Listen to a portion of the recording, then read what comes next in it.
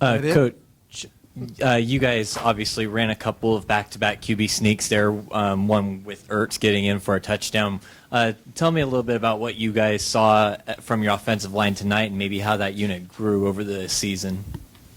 Well, you not with our group, but they have been, diligent in their preparation and development, week in and week out, and they epitomize what I've said so many times is the foundation of our program, and that's an investment in daily improvement. And all of those guys under Coach Dickey's guidance have invested themselves in doing that, and so they've just gotten better and better and better. Quarterback sneak, I mean, the ball was on the 6-inch line.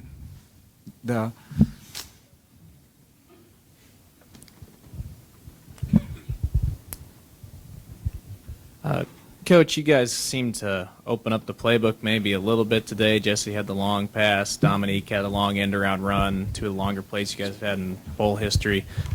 Was that, I guess, just what did you see from Texas A&M's defense that made you guys think you could hit on some of those plays? Well, they're a good defensive football team, and we didn't do anything we haven't done all year. I mean, we may have done a couple of things better than, we have, but, the throw that he got for the long throw and, a couple of the runs with a little motion and the one you're talking about that he got in the end zone. I mean, we've run those time and time again. We just happened to do it a little bit better today. Yeah.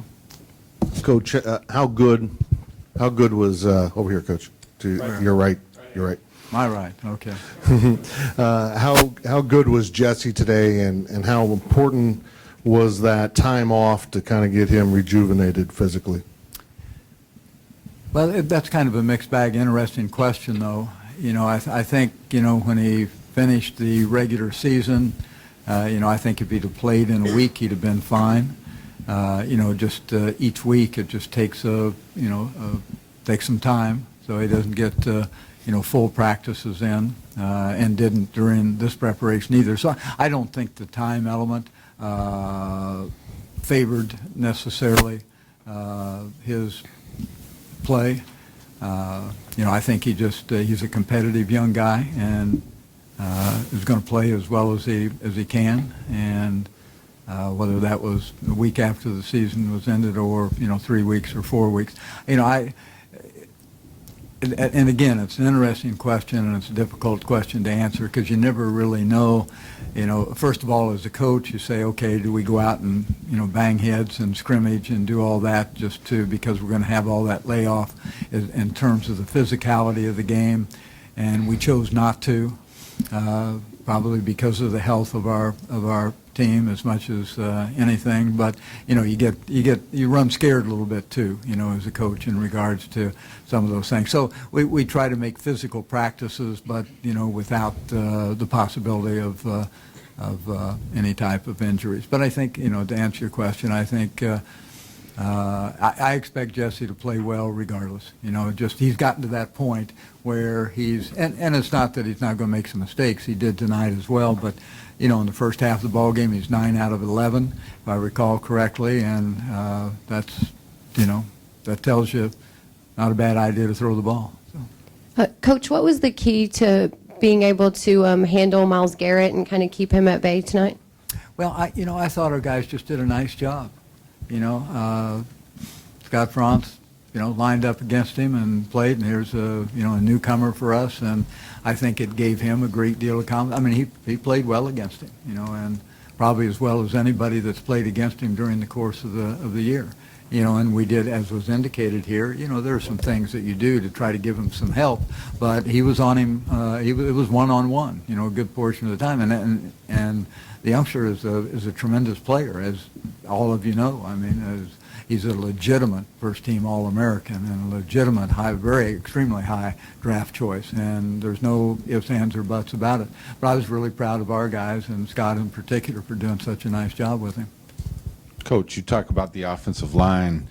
I was hoping you could go back to Jesse's touchdown when he crossed the goal line, and just that Smashmouth mentality that this offense has been able to, the way that he was able to make a statement behind that offensive line on that long drive. Well, I don't know exactly how to answer that question, but I do know that our offensive linemen take a great deal of pride in what they do, and you can call it sometimes Smashmouth football, but, in all reality, it's not so much that as it is, just being in the right spot at the right time and being as physical as you can, but also being able to finish blocks. That's a significant thing. Not let people get off of you, and you have to develop some athletic ability and technique. Technique is so valuable for offensive, valuable for every position on the field, but certainly for offensive linemen. And again, got so many coaches do a nice job, and Charlie does a nice job teaching fundamentals to them. Coach, you guys have one of the youngest teams in your tenure this season, and you're close to you winning 6 or 7. How important is that going to be for building momentum through the offseason as you guys get ready for next year? Well, as I just visited with our players a moment ago, and, it's so easy to take that for granted and say, hey, you got a lot of guys coming back, therefore you're going to be, good. It doesn't work that way. It's new dynamics every single year, regardless of who you have coming back or who you don't have coming back, and all the pieces have to fit, and everybody has to work to do it. It's so easy to say you're going to be a good football team, but as I said to them, that's up to you. Nobody is going to gift you that. You have to make it happen, and we'll see how that plays out. Coach Cameron Brock here with Heartland College Sports. Right here. Okay, I see it. How big was that play by Byron Pringle to on the long touchdown, the 79-yard touchdown? It seemed to really ignite your offense, and also Winston Dimmel had some pretty good blocking. I noticed that Jesse Ertz ran right behind him, like as if he were an escort on one play, which set up the 1-yard touchdown.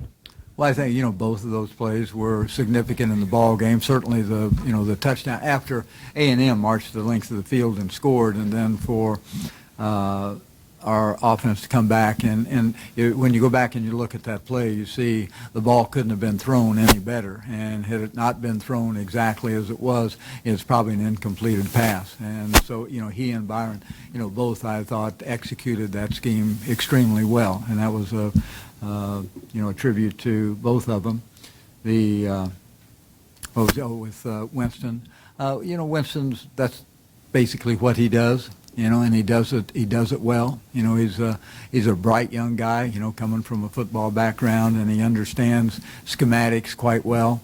And he just executes things very well. And he's been a good lead blocker for Jesse, or anybody else for that matter, and hadn't been too bad carrying the ball and catching the ball as well. Although, he had one we put on the ground. So. Okay. Coach, over here. Ken. On the final defensive play, from your scouting, did you have a sense of what A&M might try to run to be able to call the corner blitz? Well, yes, but you never know. You can guess at it. The guess was probably right, but when you go back and look at it, they probably had a chance to complete that pass. It just wasn't. And that young man's a great quarterback and a great person, but he, threw the ball, a little bit out of reach, and consequently we, got off the field. But, in all reality, the route was kind of open, so we had some good fortune on that. We'll go 2 more for Coach. Okay. Coach, back here. I got one more for you. I know it's just one game, but how fulfilling is it for you to win a bowl and watch your team celebrate like that and be and watch what? Watch your team celebrate and just be part of a trophy presentation and all this. Well, I've been impressed with I've been impressed with the spirit of our players on this trip, and it goes back to the what's the event that they have here, the little rodeo deal.